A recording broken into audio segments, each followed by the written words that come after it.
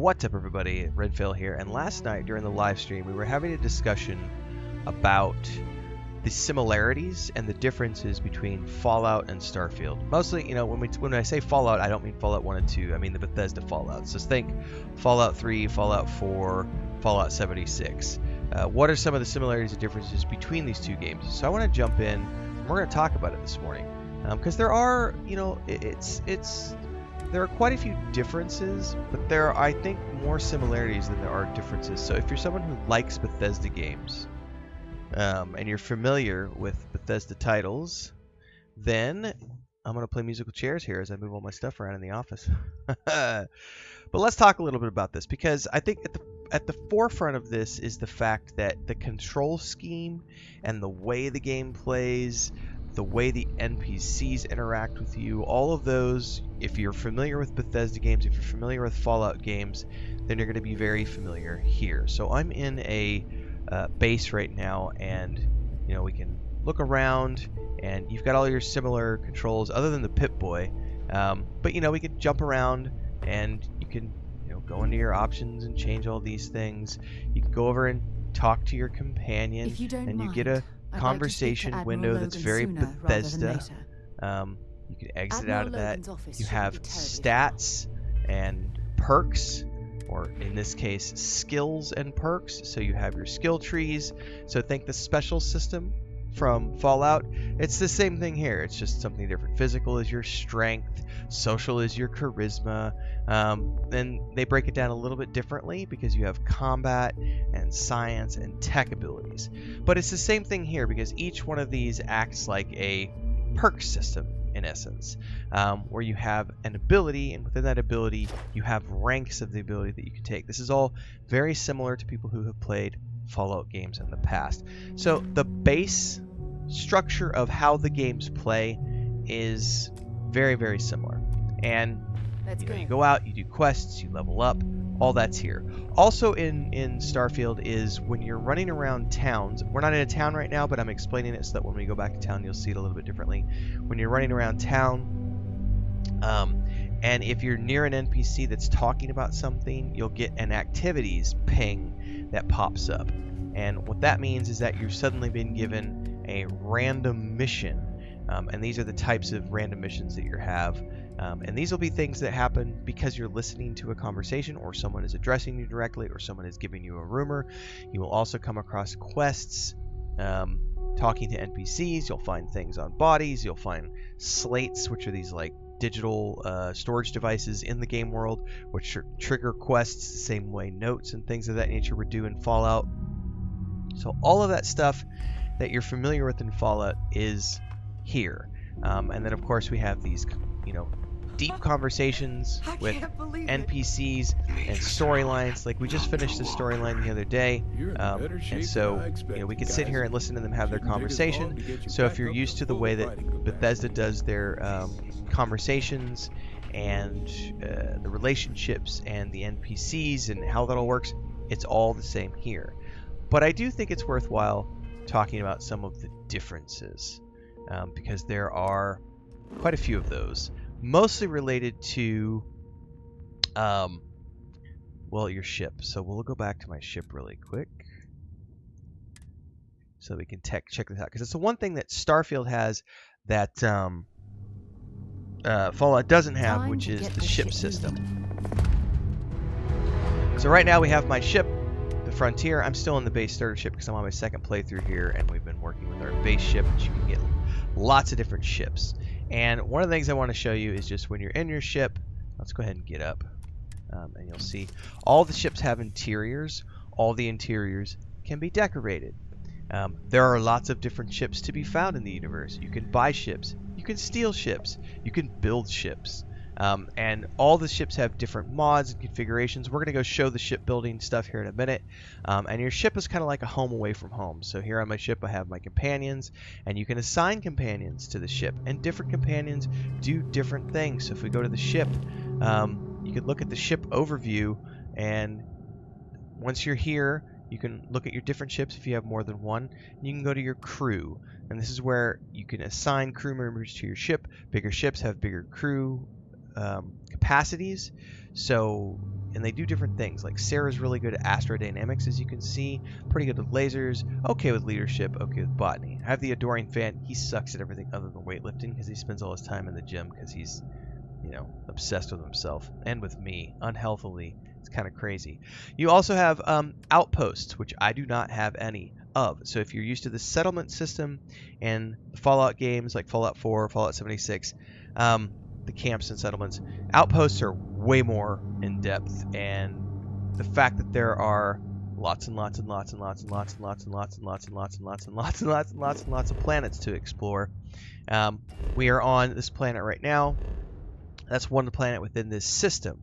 Then this system, we can go out into the galaxy, and all of these little dots are things, are places we can go to. Red dots are places I can't get to yet because my grav drive isn't big enough.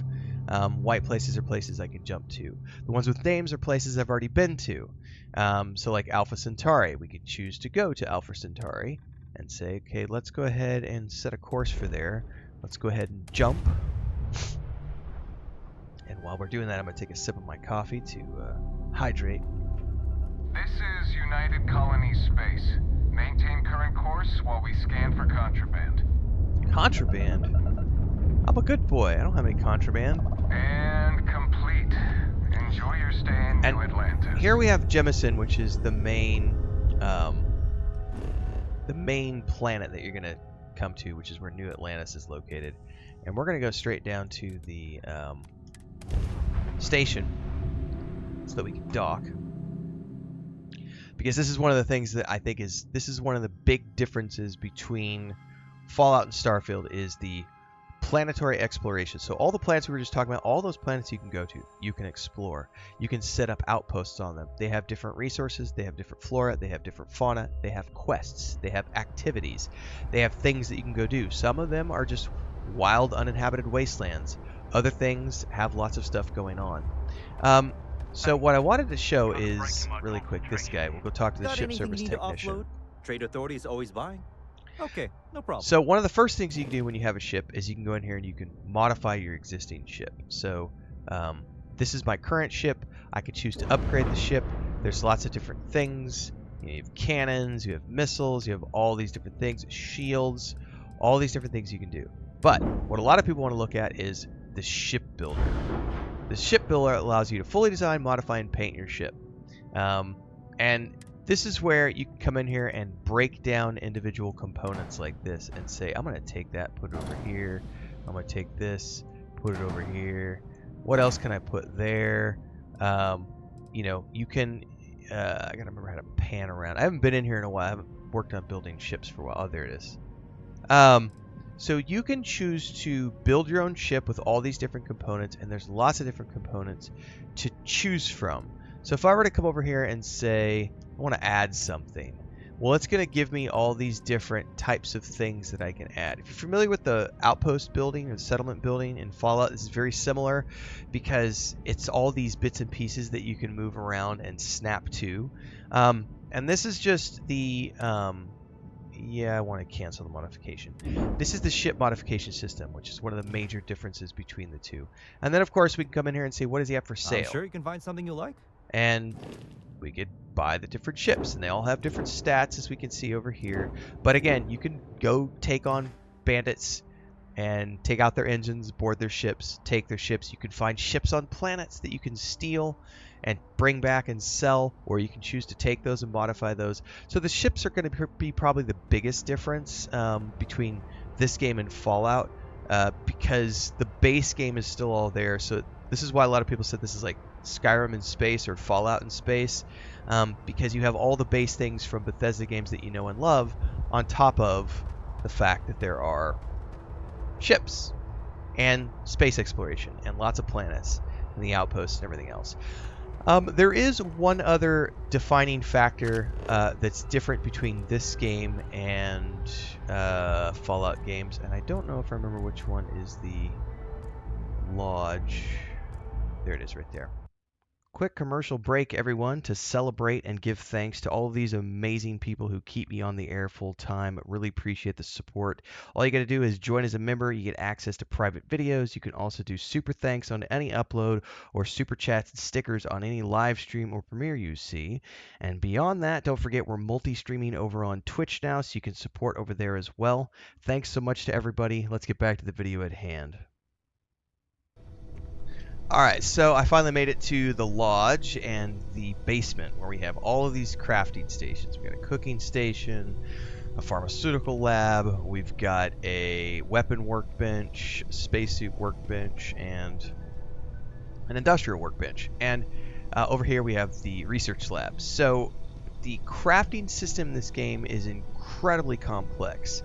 I would argue the most complex I've ever seen in a Bethesda game. And this is one of the major differences between Starfield and the Fallout series. Because in the Fallout series, you can break items down, you can scrap items. Like Fallout 4, pretty decent scrapping system. Fallout 76 has a really good scrapping system and scavenging system. You cannot scrap and scavenge items in this game. So everything you loot in the game, some of those are crafting resources, and they're clearly marked as such. But a lot of it, like weapons and spacesuits and things of that nature, you buy them, or excuse me, you find them, you're meant to sell them, or just don't pick them up at all, because they cannot be broken down for resources. However, the crafting system in and of itself is extremely in-depth. You have a storage box where you can stash all your crafting mats, and there's lots of different things you could do. Much like the Fallout games, when you want to make something, some of the base, like let's just take a look at my this weapon I've got.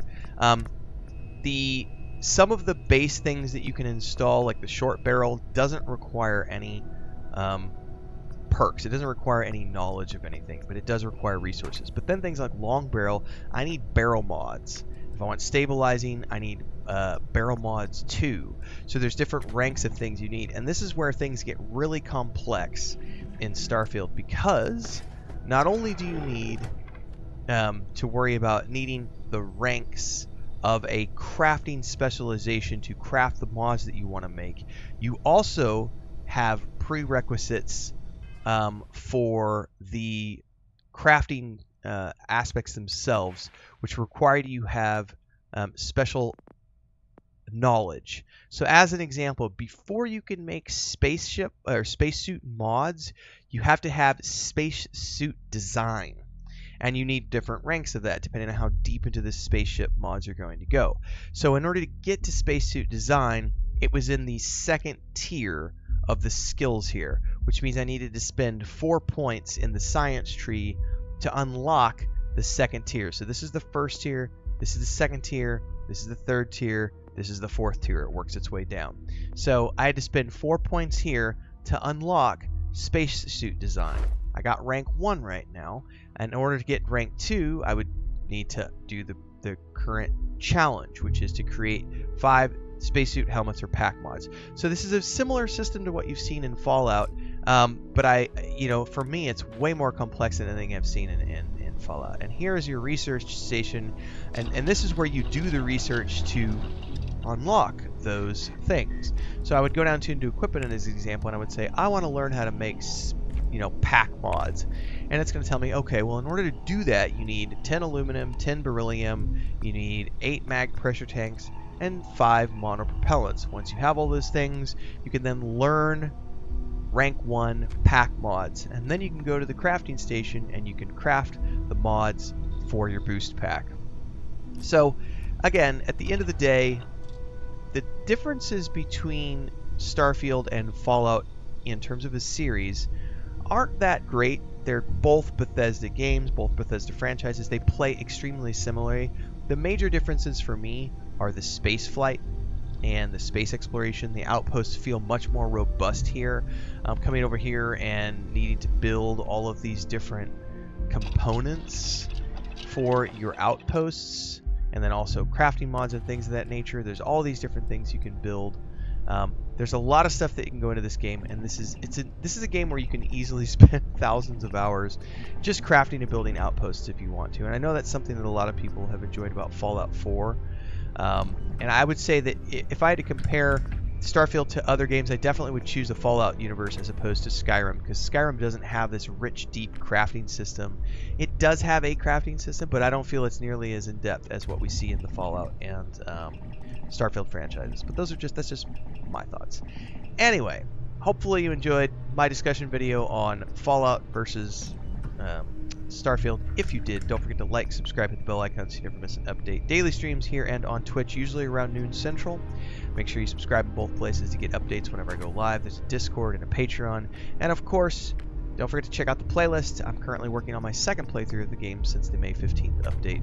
It's a really great game, having a lot of fun. Hopefully we'll see you in the next video or live stream. Stay safe, everybody. Have fun.